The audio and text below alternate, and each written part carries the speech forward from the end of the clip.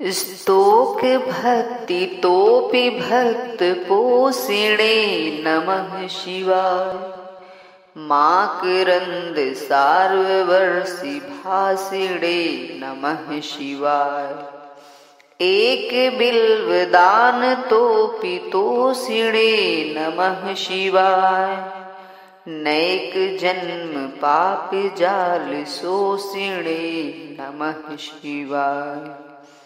थोड़ी भक्ति से भी अपने भक्त का पोषण करने वाले, मधु के समान मीठी भाषा बोलने वाले, एक बिल्व पत्र के चढ़ाने से ही संतुष्ट हो जाने वाले, अनेक जन्मों के पाप समूह का शोषण करने वाले शिव जी आपको नमस्कार है। ओम नमः शिवाय।